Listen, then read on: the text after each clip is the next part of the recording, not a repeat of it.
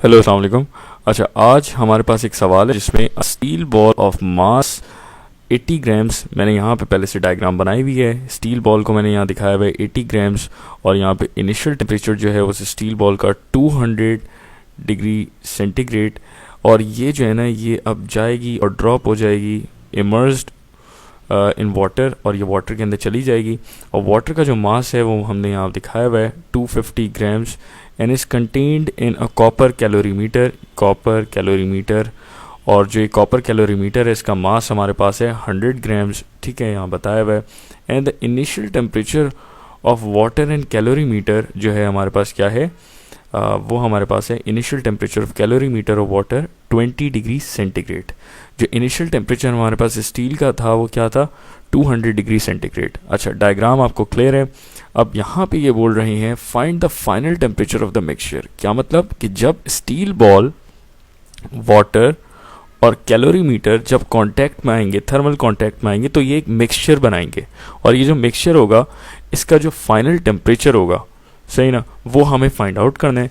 और वो बेसिकली जो फाइनल टेम्परेचर है कैसे निकालेंगे, उसके लिए हमारे पास जो है ना एक इक्वेशन है, Q loss is equal to Q gain, ठीक है। Q लॉस, यहाँ पे जो लॉस हो रहा है, अगर हम टेम्परेचर देखें या हीट लॉस देखें तो वो स्टील बॉल का हो रहा है, ठीक है ना, क्योंकि वो हाई टेम्परेचर के ऊपर है और हाई हीट, उसके अंदर हीट एनर्जी है जो कि लूज़ होगी एज सून एज वो वाटर और कैलोरीमीटर के साथ थर्मल कांटेक्ट में आएगी, तो ठीक है। तो इसी तरह से हम यहाँ लिख सकते हैं Q और लॉस की जगह पे स्टील बॉल, ठीक है, स्टील बॉल। अच्छा, स्टील बॉल के बाद अब यहाँ पे Q गेन कौन करेगा, water, Q water, heat of water and heat of calorimeter, right. तो स्टील बॉल की हीट लूज होगी और कैलोरीमीटर और वाटर की हीट गेन होगी, राइट। दो चीज़ें हीट गेन कर रही हैं, एक चीज़ आपके पास हीट लॉस कर रही है, ठीक है। आगे चलते हैं। तो आपको पता है Q is equal to MC delta T, हमारे पास ये फॉर्मूला है। जिन बच्चों को ये नहीं पता वो हमारी डेरिवेशन देख के ये जो ना मतलब एक्सप्रेशन जो है वो मतलब क्या कहते हैं, अंडरस्टैंड कर सकते हैं कि कहाँ से आई, कैसे आई। फिलहाल मैं इसको यहाँ पे लिख रहा हूँ Q is equal to MC delta T, right. यहाँ पे मैंने लिख दिया ये जस्ट फॉर योर रिविजन। अच्छा, Q की जगह पे मैं लिख देता हूँ MC delta T is equal to MC delta T प्लस MC डेल्टा T। मैं क्या कर रहा हूँ, मैं जहाँ जहाँ भी Q लिखा हुआ है वहाँ मैं ये फार्मूला पुट कर रहा हूँ। अच्छा, ये फार्मूला पुट करने के बाद मुझे मासेस पता है, हम M के S में सॉल्व कर रहे हैं जिसके अंदर मीटर, किलोग्राम, सेकंड्स, और जब वो रेफ़र करते हैं किलोग्राम को तो हमें जो भी गिवन मास होता है उसको डिवाइड करवाना होता है 1000 से, ठीक है। तो जो भी ये मासेस हैं ये डिवाइड होंगे 1000 से, और जो है ना हम फिर अपने आंसर की तरफ आएंगे। तो हमारे पास स्टील बॉल है 80 ग्राम्स जो हम डिवाइड करवाएंगे 1000 से। इसी तरह से हमारे पास स्टील की जो स्पेसिफिक हीट कैपेसिटी होती है वो आपके पास होती है 450 जूल पर केजी पर केल्विन या सेंटीग्रेड, ठीक है। तो ये आप याद कर लें, ये बहुत सिंपल है, कोई के अंदर ऐसा हार्ड वैल्यू नहीं है ये इतनी कि ये याद ना हो, ठीक है ना, ये इजी है। अच्छा, टेम्परेचर डिफरेंस मैं अभी लिखता हूँ। अच्छा, मास फॉर वाटर आपके पास क्या है, 250 divided by 1000, then again water की स्पेसिफिक हीट कैपेसिटी 4200। ये वैल्यू भी इतनी मुश्किल नहीं है, ये भी याद कर लें। और जो टेम्परेचर डिफरेंस है वो अभी मैं लिखता हूँ, उसकी वजह क्यों नहीं लिख रहा हूँ। अच्छा, फिर उसके बाद मास जो है आपके पास क्या, फॉर कैलोरीमीटर 100 डिवाइडेड बाय 1000, और उसके बाद टेम्परेचर डिफरेंस मैं लिखता हूँ। क्यों नहीं लिखा है मैंने टेम्परेचर डिफरेंस, उसका एक रीज़न है। देखें, सबसे पहले हम यहाँ का टेम्परेचर डिफरेंस लिखेंगे for Q loss, and for Q loss सबसे पहले मैं आपको समझाना चाहता हूँ कि डेल टी होता क्या है। डेल टी आपके पास होता है final temperature minus initial temperature, लेकिन फॉर Q लॉस आपके पास जो ऑब्जेक्ट है वो अपनी हीट लूज़ कर रहा है। लूज़ करने पे हमारे पास जनरली जो इनिशियल टेम्परेचर होता है वो हमारे पास ज़्यादा होता है as compare to final temperature. तो इनिशियल टेम्परेचर माइनस होता है फाइनल टेम्परेचर से। क्यों? क्योंकि इनिशियल टेम्परेचर ज़्यादा होता है, फाइनल टेम्परेचर कम होता है।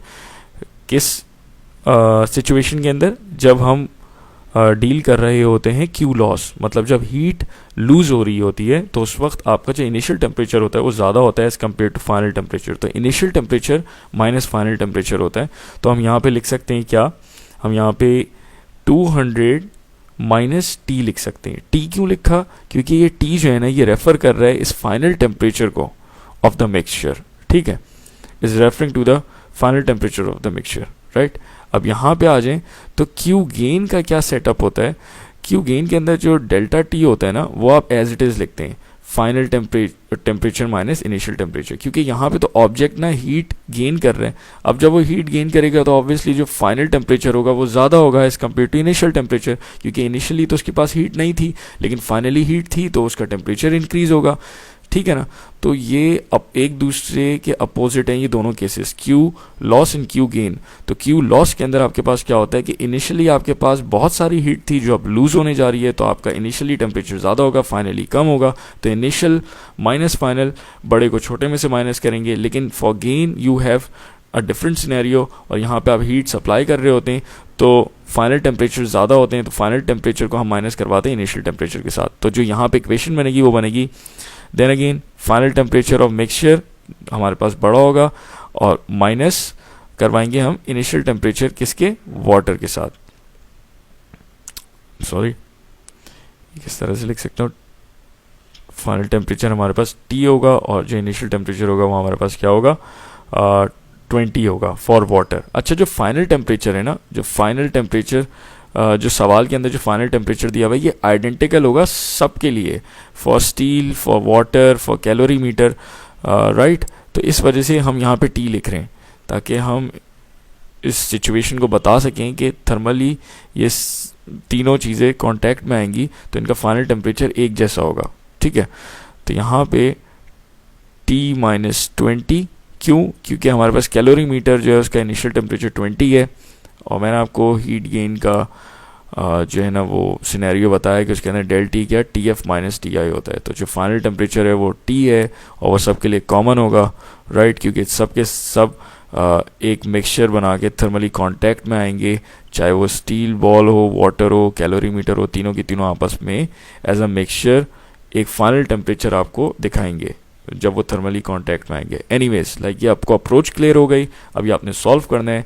अच्छा, इसकी मैथ्स बहुत केयरफुली करिएगा, ये मैं वीडियो सेकंड टाइम बना रहा हूँ क्योंकि मैंने कैलकुलेशंस के अंदर गलती कर दी थी।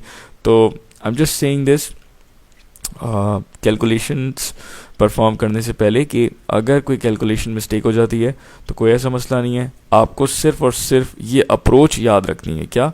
ये जो अप्रोच है सवाल की, ठीक है, क्योंकि ऑब्वियसली मैं नरेट कर रहा होता हूँ तो कभी जो है ना वो कैलकुलेशंस में फॉल्ट्स आ सकती हैं, ठीक है। तो आपको कंफ्यूज नहीं होना है, आपको सिर्फ ये अप्रोच याद रखनी है कि क्यू लॉस क्यू गेन की जगह पे हम क्या लिखते हैं और फार्मूला क्या लगता है और हम किस तरह से वैल्यूज पुट कर रहे हैं, और उसके बाद मैथ्स तो आप आराम से कर सकते हैं, राइट। तो ये वीडियो थोड़ी सी प्रोलॉन्ग हो जाएगी और अब हम मैथ्स करेंगे इसकी, ठीक है। या तो मैं सोच रहा हूँ कि नेक्स्ट वीडियो में मैं इसकी जो कैलकुलेशंस हैं वो आपको करके दिखा दूँ, ठीक है। तो इसको मैं ट्रिप कर रहा हूँ वीडियो को। Thank you. नेक्स्ट वीडियो में मैं यहीं से ही रिज्यूम करूँगा।